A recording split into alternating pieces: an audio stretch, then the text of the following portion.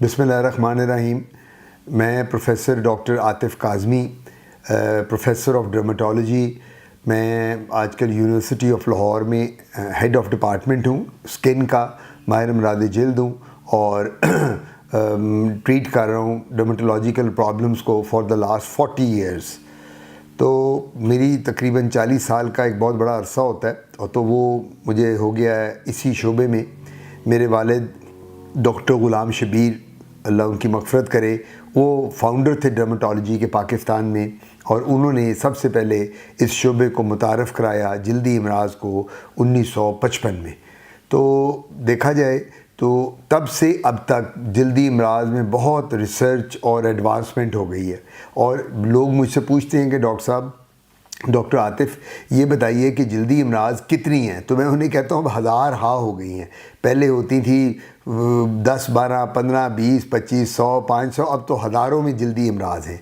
और जल्दी अमराज़ के लिए सबसे बड़ी बात है, खाली हमें स्किन नहीं पढ़नी पड़ती, बल्कि जब हम पोस्ट ग्रेजुएशन करते हैं, FCPS करें, MD, MRCP, अमेरिकन बोर्ड इन डर्मेटोलॉजी, तो सारी मेडिसिन पढ़नी पड़ती है और मेडिसिन के बाद डर्मेटोलॉजी पढ़नी पड़ती है।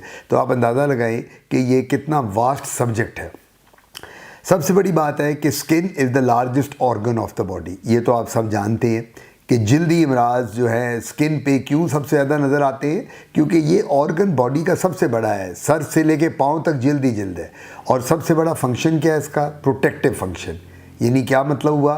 पूरी बॉडी को स्किन बचा के रखती है बीमारियों से। अंदर हमारे lungs, liver, kidney, heart, brain, जो कुछ भी पड़ा हुआ है वो सारे का सारा इंटेस्टाइन, उसको स्किन ने बचाया हुआ है। बेसिकली तो स्किन प्रॉब्लम बहुत देखी जाती हैं। हम लोग आजकल ज़्यादातर जो देखते हैं उसमें स्केबीज है, जिसे वबाई खारिश कहते हैं, उसके बाद फोड़े फिंसियाँ हैं, उसके बाद हम लोग दाने निकल आते हैं, पित्त के दाने हो जाते हैं। फिर हम फंगल इन्फेक्शन बहुत देखते हैं, जिसे दाद कहते हैं या ददरी भी कहते हैं। और उसके बाद फिर अल्टीमेटली वायरल इन्फेक्शन बहुत हैं, जिनमें मोके होते हैं, लाकड़ा काकड़ा जिसे चिकन पॉक्स कहा जाता है, हर्पीज़ होती है। और इसके अलावा फिर हम लोग अर्टिकेरिया, जिसको छपाकी कहते हैं, ये भी बहुत कॉमन है। और अल्टीमेटली एक्जिमा, जो हम आज बात करेंगे, डर्मेटाइटिस एक्सक्यूज़ मी, डर्मेटाइटिस या एक्जिमा जो है, ये भी एक बड़ी कॉमन प्रॉब्लम है। अंग्रेज़ी में तो हम इसको डर्मेटाइटिस कहते हैं या एक्जिमा कहते हैं, पंजाबी में या उर्दू में इसको चंबल कहते हैं। सो ये एक्जिमा की जो बीमारी है, ये इस वक्त पूरी दुनिया में सबसे ज़्यादा अगर कोई जल्दी अमराज में देखी जाती है, एक यानी टॉप की 4-5 बीमारियों में जल्दी अमराज के, तो एक्जिमा आता है, जिसको आप चंबल भी कहते हैं। अब एक्जिमा जो होते हैं ये डिफरेंट टाइप्स के हैं। इसमें हम बैरूनी जो चंबल होती है वजूहात की वजह से, उसे कहते हैं एक्सोजेनस एक्जिमा, और जो अंदरूनी वजूहात की वजह से जिस्म के अंदर से आता है उसे कहते हैं एंडोजेनस एक्जिमा। अब ये एक्जिमा होता क्या है? हमारे मुल्क में एक्जिमा ज़्यादा कॉमन क्यों है, या सब कॉन्टिनेंट में और बड़े सगीर में कॉमन क्यों है? इसकी कुछ वजूहात हैं। हमारे मुल्क में या इस एरिया में, सब कॉन्टिनेंट के, ये इसलिए कॉमन है क्योंकि यहाँ एक तो गर्मी बड़ी पड़ती है, गर्मियों में 7-8 माह मौसम जो है हब्स, गर्मी और पसीना आता है। इसकी वजह से एक्जिमा ज़्यादा देखा जाता है। बाहर के ममालिक में क्योंकि सर्दी ज़्यादा है, यूरोपियन कंट्रीज़ में, और वहाँ स्किन ड्राई हो जाती है, तो वहाँ भी चंबल बन जाती है। अब यही एक्जिमा या डर्मेटाइटिस या चंबल जो है, ये एक इतना कॉमन टर्म है कि हर बंदा आके कहता है, डॉक्टर आतिफ़ मुझे तो डर्मेटाइटिस हो गया, मुझे तो एक्जिमा हो गया, चंबल हो गई है मुझे। तो वो उसको अब हमारे लोगों में भी शऊर आ गया इस चीज़ का। ये इंटरनेट से देख के, गूगल से, मोबाइल पे, स्मार्टफोन्स पे पढ़ के देख कर कि एक्जिमा और चंबल जो है ये बिल्कुल हमारी बीमारियों में one of the top most skin disease है पाकिस्तान में। अच्छा जी, अब इसके बाद हम जब एक्जिमा की बात करते हैं तो इसके कॉजेज़ क्या हैं? देखिए, एक्जिमा किसी भी चीज़ से हो सकता है। मैं अब यहाँ बैठा हुआ हूँ, मैंने मोबाइल फ़ोन पकड़ा हुआ है, अगर मोबाइल में सुनता जा रहा हूँ, मेरे हाथ में मोबाइल है, तो जो मेटल है मोबाइल का या जो मटीरियल है मोबाइल जिसका बना हुआ है, उसके साथ मुझे हो सकता है। सिमिलरली वो ख़वातीन हमारी कॉस्मेटिक्स यूज़ करती हैं, कॉस्मेटिक्स से हो सकता है। उसके बाद ज्वेलरी यूज़ करती हैं ख़वातीन, ज्वेलरी के साथ हो सकता है। हम रिस्ट वॉचेस पहनते हैं, कई दफ़ा रिस्ट वॉच में चेन होती है जिसमें निकल होता है, कई दफ़ा लेदर स्ट्रैप होता है, तो लेदर भी एक्जिमा और चंबल कॉज कर सकता है और चेन भी कर सकती है अगर उसमें निकल है। सिमिलरली जो लोग ब्रेसलेट पहनते हैं, लॉकेट्स पहनते हैं, नेकलेसेस पहनती हैं ख़वातीन स्पेशली, उनको उस ज्वेलरी के साथ हो सकता है। जूते हम जब पहनते हैं तो जूते में सैंडल, चप्पल और खिड़ी चप्पल के साथ एक्जिमा या चंबल हो सकती है।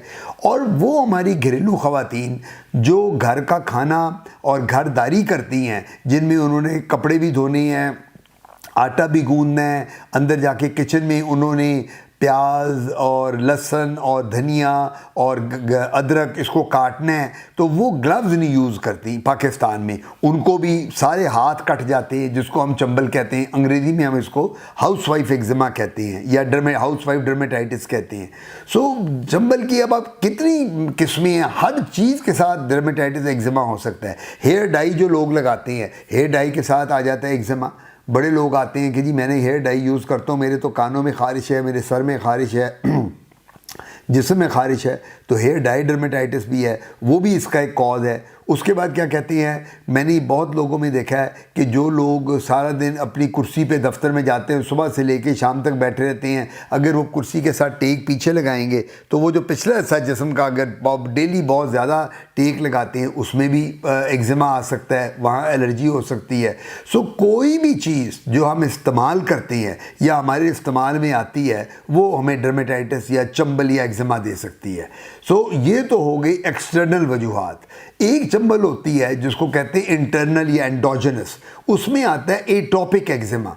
अब ये एटॉपिक एक्जिमा क्या चीज़ है, ये क्या चंबल है? एटॉपिक डर्मेटाइटिस ये वो बीमारी है कि जो देखी जाती है उन लोगों में जिन बच्चों में ये बीमारी आती है एटॉपिक की, उनके वालिदैन को अस्थमा हो जाता है, दमा होता है, केरा गिरना, छींकें आना, आंखें लाल रहना, नज़ला रहना, खांसी रहना, और इस किस्म की बीमारियां जो एलर्जी अंदरूनी हैं, स्पेशली जिनमें अस्थमा हो बच्चे की फैमिली में, ननियाल में, ददियाल में, मदर साइड फादर साइड, उनमें भी एटॉपिक एक्जिमा जिसे चंबल कहते हैं, ये प्रॉब्लम जो है ये बड़ी क्रॉनिक है। क्रॉनिक का मतलब होती है देर पा, ये बीमारी जल्दी नहीं जाती। अगर बच्चों में हो जाए तो कम अज़ कम 14-18 साल तक रहती है, फिर जब बच्चे की इम्यूनिटी या क़ुव्वत मदाफ़त बनती है तो फिर ये बीमारी ख़त्म हो जाती है।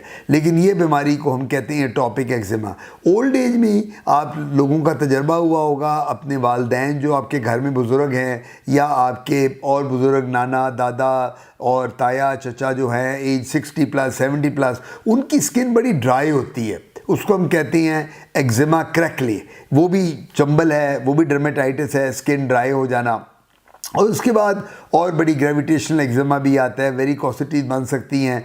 सो लेकिन मैं आपको कॉमन एक्जिमा की कॉजेज़ बता रहा हूँ। तो सबसे बड़ी बात यह है कि जो चंबल है या एक्जिमा है ये बड़ा कॉमन प्रॉब्लम है। अब होता यह है कि हम लोग अक्सर औकात ये परफ्यूम्स यूज़ करते हैं, परफ्यूम के साथ एलर्जी हो जाती है बॉडी पे, उसको भी एक्जिमा कहते हैं, ठीक है ना। उसके बाद क्या कहते हैं, परफ्यूम के अलावा कपड़े जब हम पहनते हैं तो उन कपड़ों में जिन ख़वातीन स्पेशली जब नायलॉन और सिल्की कपड़े पहनती हैं उनको हो जाता है, कपड़ों के साथ बॉडी पे टच करता है, वहाँ एलर्जी होती है।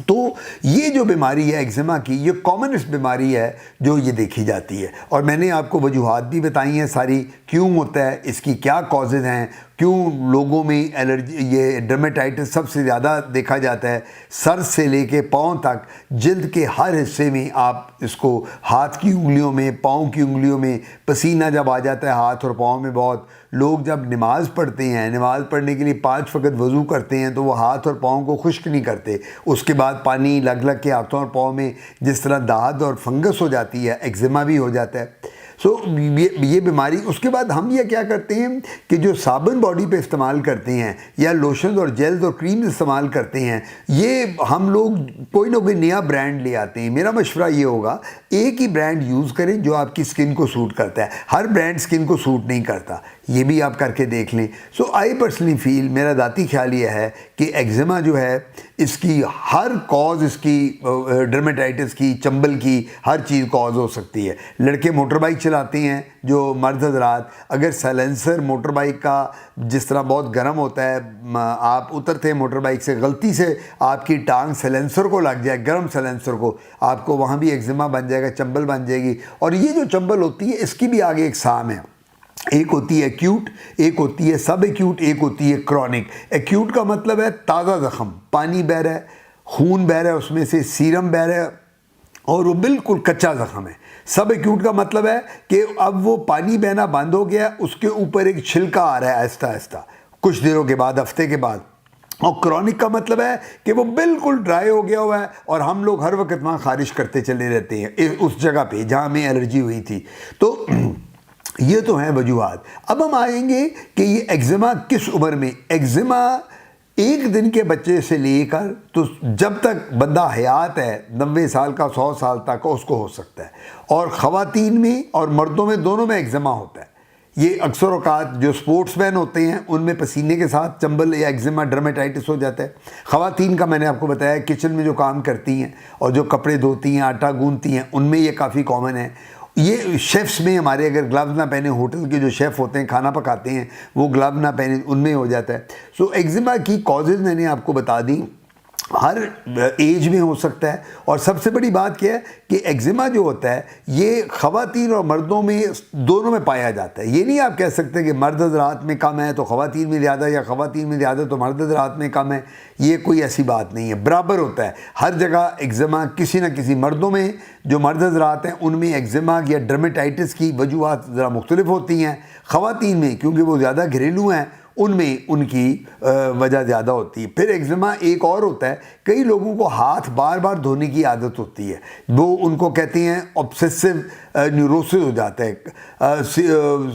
यानी उनको कंपल्सिव ऑब्सेसिव न्यूरोसिस होता है और वो हर वक्त हाथ धोते हैं 2-2 मिनट के बाद। जब आप हाथ धोएंगे तो क्या होगा, आपकी स्किन उतरना, पील ऑफ होनी शुरू हो जाएगी बार बार हाथ धोने से, पानी लग लग के, साबुन हाथ को लग के, वो भी एक्जिमा कॉज कर देगा। तो ये सारे रीज़न हैं। कपड़ों के साथ अगर आपको कपड़े मोटे आपने पहन लिए हैं, सिल्की कपड़े हैं, वो कॉज कर रहा है। ये तो हो गई सारी वजूहात जो मैंने आपको इन डिटेल डर्मेटाइटिस की बता दी हैं। अब हम आ जाएँ इसकी प्रिवेंशन पर और फिर क्योर पर। प्रिवेंशन मैंने आपको बताई है कि अगर एक खातून घर की है, गृहस्थन औरत है और वो खानादारी करती है, सारा खाना पकाना और कपड़े धोना, आटा गूंदना, तो उसको ग्लव्स ज़रूर पहनने चाहिए। पॉलीथीन के बड़े डिस्पोजेबल ग्लव्स मिलते हैं सॉफ्ट से, वो पहने और इस्तेमाल करें।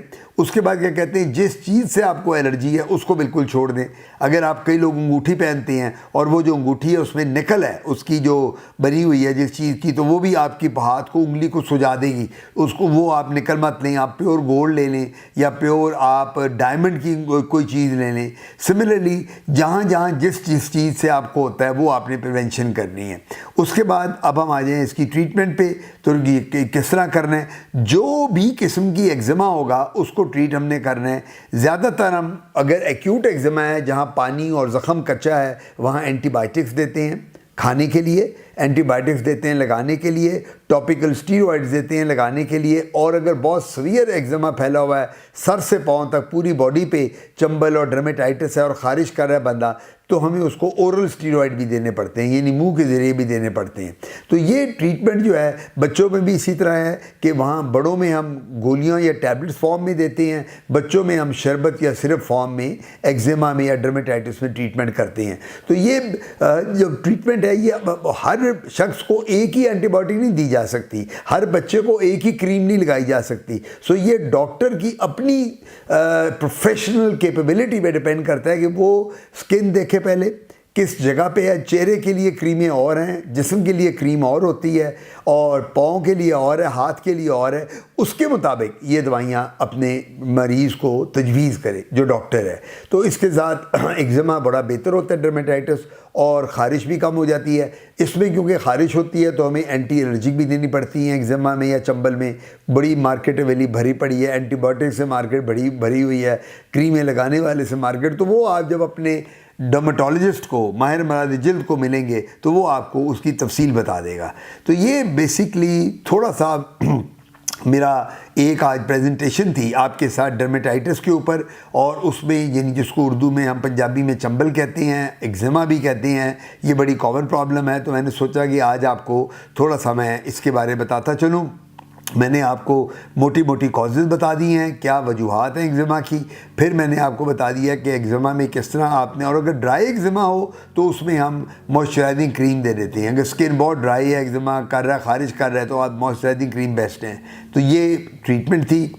उम्मीद है आपको ये सुन के और देखकर आज थोड़ा सा आइडिया हो गया होगा कि डर्मेटाइटिस, एक्ज़िमा या चंबल की बीमारी जो है ये कोई ख़तरनाक नहीं है, काबिल इलाज है, ट्रीटेबल है और 100% क्योर है। और एक बात बताता चलूँ बड़ी ज़रूरी, ये बीमारी छूत की नहीं है, इन्फेक्शस या कंटेजियस नहीं है, ये एक से दूसरे को नहीं लगती। सो अगर घर में मियाँ को है तो बीवी को नहीं होगी, उससे बीवी को है तो बच्चों को नहीं होगी। ये लगने वाली नहीं है, छूत की नहीं है, जिसको है उसी को है। सो इस वजह से आप वो टॉवल भी यूज़ कर सकते हैं, सारे आप लोग बेडशीट्स भी यूज़ कर सकते हैं और चीज़ें सारी इस्तेमाल की, खाने पीने की चीज़ें भी इस्तेमाल कर सकते हैं घर में, प्लेट्स वगैरह और ग्लासेस, उसके साथ ये चंबल लगने वाली नहीं है। तो ये ब्रीफली था आज की एक्ज़िमा या डर्मेटाइटिस के बारे में। बहुत शुक्रिया आपका।